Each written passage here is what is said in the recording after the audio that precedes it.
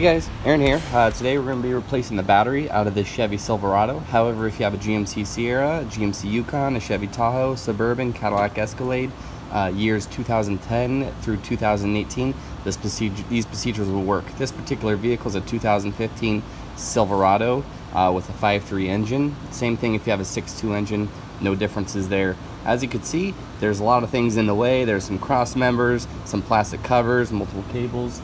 You're gonna have to get out of the way, so let's go ahead and go over the tools you're gonna need to get the job done. Alright, so here's what we're gonna need. A 3/8 ratchet. This is a power ratchet. You can use a conventional ratchet, it'll work just fine.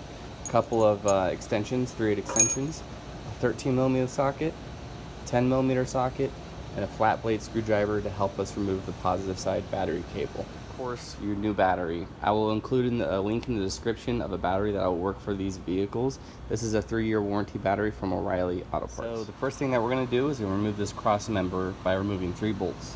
One right here, and then one straight down here.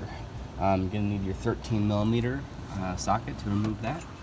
And with those bolts removed, you can see we remove it as a whole assembly. If you want to remove this bolt right here, you can. It's just not necessary. Maybe a little bit easier for some other people. Alright, so next thing we're going to do is we're going to get our hold down bolt, which is right here. And it actually bolts down a wedge on the side of the battery that keeps the battery from vibrating loose and kind of moving. So let's go ahead and get our 13mm and our 6/8 extension and remove that bolt. Alright, let's go ahead and just keep that in the safe place.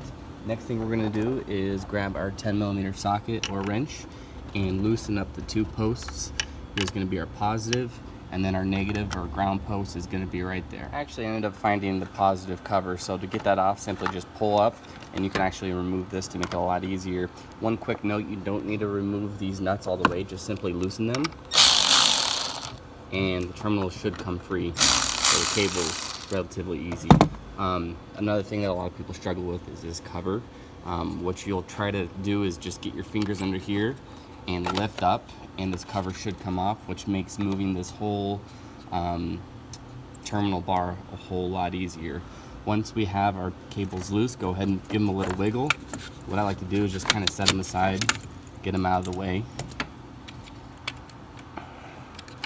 Same thing with the positive. Now what you're going to notice, probably the hardest part is getting this whole bar off. There's multiple clips on the side of the battery that hold it and secure it to the battery. One's over here, and the majority of them are over there. I believe there's 2 over there. What I've learned is if you get a small blade screwdriver and simply get underneath these clips, you can pop them loose, and by popping them loose and pulling up at the same time, you should be able just to swing it out of the way. I like to put it under the dipstick, that's the way it's out of the way. Now, luckily this battery does have handles, which makes it pretty easy. Simply all we have to do is lift up this end and pull it out.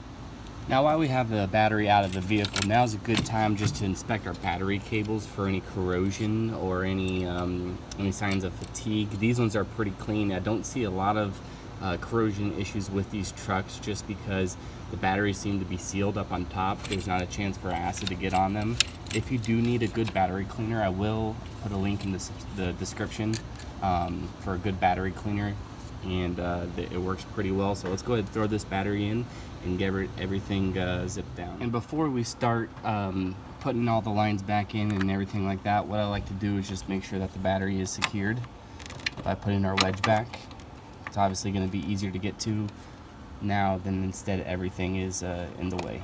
Alright guys, once you guys have everything strapped down, bolted down, make sure your bus bar right here is snapped over the battery, kind of just sits on top and connects to it.